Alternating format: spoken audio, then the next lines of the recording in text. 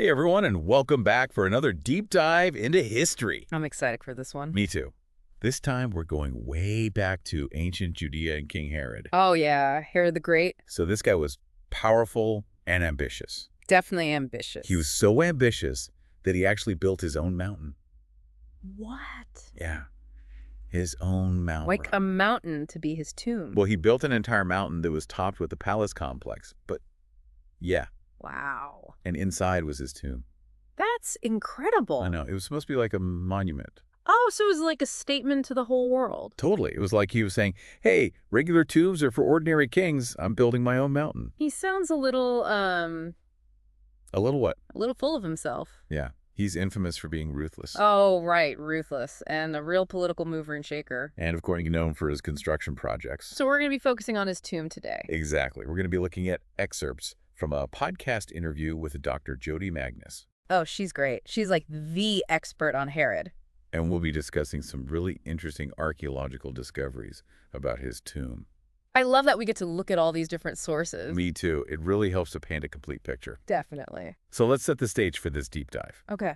So we're in Judea in the 1st century BCE. Got it. Roman power is spreading, and they've appointed Herod as their client king of Judea. So he's a Jewish king, but he's under the authority of Rome. Exactly. Which I'm sure didn't make him very popular. You're right. He wasn't exactly beloved by everyone. Especially the Hasmoneans. Oh, right.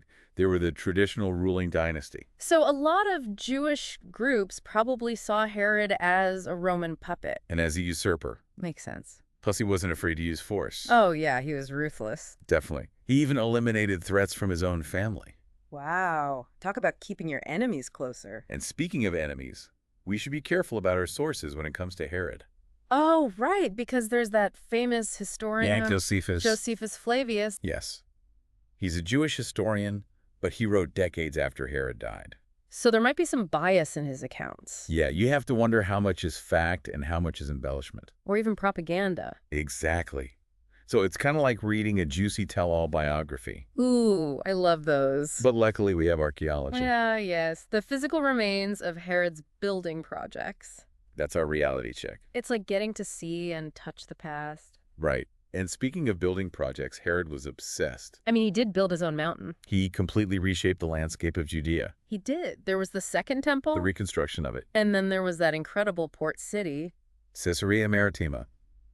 With that artificial harbor. Amazing. And let's not forget about all the palaces. All over the region. So Herod was not a modest guy. Not at all. He wanted to leave his mark everywhere. But Herodium was his masterpiece. Oh, definitely. He literally built an entire mountain. With a palace complex on top. It was designed to be a monument to his greatness. A lasting monument. For all time. Wow. And hidden inside this grand monument was his tomb. I bet archaeologists were dying to find that. Oh, yeah. They were searching for decades. It was finally discovered in 2007 by archaeologist Ehud Netzer. What a find. I know. It gives us direct access to the place where Herod planned to spend eternity. It must be amazing to see it. It is. So the tomb is built on a massive square podium. Oh. And on top of that is a circular building with columns and a conical roof. A circular building? Yeah. It's a design inspired by Hellenistic tomb architecture. Oh, so like after Alexander the Great? Exactly. Alexander the Great was kind of like the gold standard for ambitious rulers back then. And Herod was definitely a fan. Oh, huge fan. Yeah. And we can see that influence in the design of his tomb. So he's trying to connect himself to Alexander? Definitely. Herod's tomb has some clear parallels with some of the most iconic monuments of the Hellenistic world. Like what? Like the mausoleum at Halicarnassus. Oh, wow. That was one of the 7 wonders of the ancient world. It was the tomb of King Mausolus. Yeah. So Herod is putting himself in the same league as the 7 wonders. Pretty much. Yeah. He also incorporated elements from the Sema of Alexander the Great in Alexandria. That was another huge monument. It was so grand that emperors and pilgrims would travel for miles to pay homage to Alexander's remains. Wow. So Herod is really trying to send a message with his tomb. He's saying, look at me. I belong in this pantheon of greatness alongside Alexander, my Roman patron Augustus, and all the other legendary rulers of history. He wanted to create a legacy that would stand the test of time. Exactly. Okay, so we've got Herod drawing these parallels to Alexander the Great. Yeah, with his tomb design.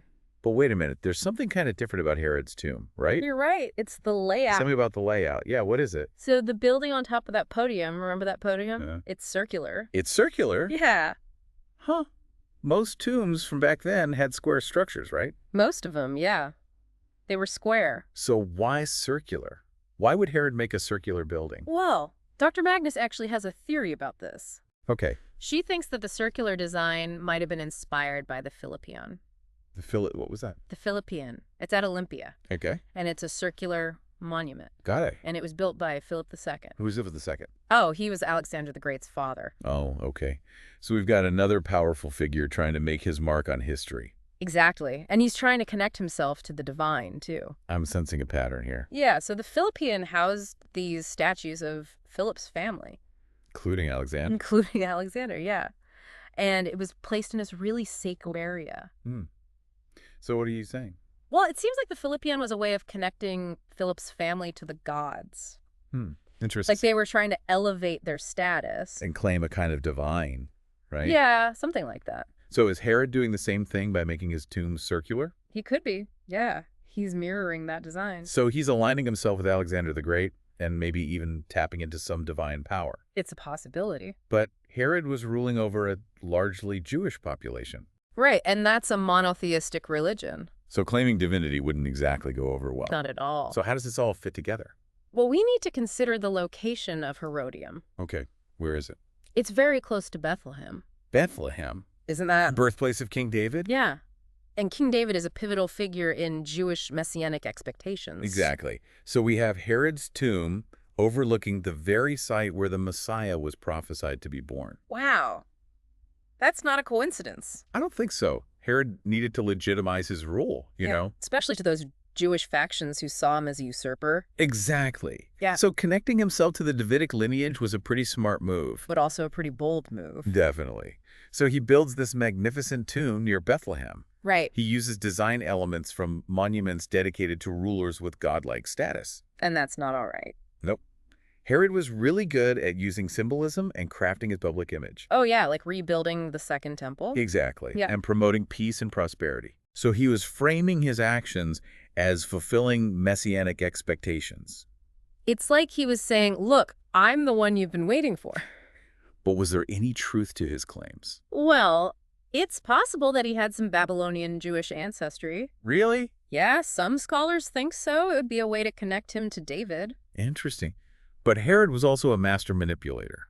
That's true. He wasn't above eliminating anyone who threatened his power. So we should probably take those claims with a grain of salt. Probably. Yeah. But this is where things get really interesting. Remember that story from the Bible about the massacre of the innocents? The one where Herod orders all the baby boys in Bethlehem to be killed Yeah, that one. because he was afraid of the true Messiah. Exactly. Now, there's no historical evidence for that story outside of the Gospel of Matthew. Okay. But when we consider Herod's attempts to position himself as a messianic figure, Yeah. the story takes on a whole new meaning. Wow. So the Massacre of the Innocents could be a direct response to Herod's claims. It's like a PR battle between Herod and those who believed Jesus was the real Messiah. So we're talking about a clash between competing messianic figures. And we're seeing the anxieties and expectations around these figures in that period. Because Judea was under Roman rule. Right. And many people were yearning for a leader who would liberate them. So did people buy into Herod's messianic claims? Well, there's evidence that some people did. Really? Yeah, a group known as the Herodians. The Herodians. They considered him to be a messianic figure. Wow, so some people actually believed this ruthless king was the chosen one. It seems so. And it's mentioned in later Christian writings and even in the Gospels. Wow, talk about a mixed legacy. I know. He was a tyrant, but some saw him as a divinely appointed leader. It's hard to wrap your head around that. I know. It really speaks to the diversity of beliefs back then. Into the power of Herod's self-presentation. He really knew how to manipulate people and play to different audiences. But despite his efforts, there was a backlash. Oh, yeah. What kind of backlash? Well, archaeologists found a lot of damage to Herod's tomb. Like what kind of damage? His sarcophagus was smashed to pieces. Oh, wow. It seems like it was a deliberate act of vandalism. Makes sense. People were angry and resentful. They wanted to express their feelings about his rule. So vandalizing his tomb was a pretty direct way to do that. I guess so. But that's not all. There's more. Yeah, remember those elite Jewish families in Jerusalem? The ones who built their own family tombs? Yeah, and they built them to look like Herodium. Oh, right. So even though there was this backlash, Herod's monument still had an impact. It did. Those families might have been trying to tap into that symbolic power The connection to the Davidic lineage. and the grandeur of the past. So Herod's architectural achievements and his use of symbolism had a real influence. They did, even though he was a controversial figure, So even in death, Herod's presence continued to be felt, both in the anger directed at his tomb. and in the architectural choices of those who came after him. Exactly. It's a complex and contradictory legacy. He was a man of contradictions, A brilliant builder, but a ruthless tyrant. a master manipulator. And to some, a potential messianic figure. It's incredible. His story shows us that history is rarely black and white. It's full of shades of gray. And it's up to us to piece together the fragments and try to understand the complexities of the past. Okay, so as we wrap up this deep dive into King Herod and his amazing tomb, what's the big takeaway here? Well, for me, it's how Herod really understood the power of image. Image. Yeah, you know how he used symbols and manipulation to present himself in a certain way? Right, he wasn't just a king ruling by force. Exactly. He was a master storyteller. He was crafting his own narrative. Exactly. And he knew how to appeal to different audiences. So he wanted to be seen as a legitimate ruler. Definitely. Yeah. And maybe even as a divinely appointed king. And we see all of that in his tomb. Oh, yeah. The design, the location near Bethlehem, even that peaceful garden. It's all very deliberate. It's like a carefully constructed stage set. But we can't forget how ruthless Herod actually was. Oh, no. He was definitely ruthless. He got rid of anyone who threatened him. So did people actually believe his messianic claims, or were they just afraid of him? That's the question, isn't it? It is. We know about the Herodians who saw him as a messianic figure. But were they the only ones? It's hard to know for sure. It's like trying to analyze a 2,000-year-old PR campaign. Exactly. We can see the grand gestures and the symbolism. But we don't know how much people truly believed. And how much was just for show. It's a mystery. And that's part of the challenge of interpreting history, right? Definitely. We're working with incomplete information. And we'll never have all the pieces of the puzzle. But that's also what makes it so interesting. It is. It's not just about memorizing facts. It's about asking questions and looking for different perspectives. And about being open to new discoveries. Because history is a conversation that's always evolving. And we're all part of that conversation. So as we think about Herod's tomb, Yeah. I'm struck by how it still stands today. It's a monument to his ambition. And a reminder of the power of place. It's a place where we can connect with the past. And think about the complexities of history. And it makes you wonder what Herod would think if he could see his tomb today. I know. Would he be proud of the legacy he left behind? Or would he be disappointed that people remember him for his ruthlessness? The question we'll never know the answer to. But it's a question worth asking. Definitely.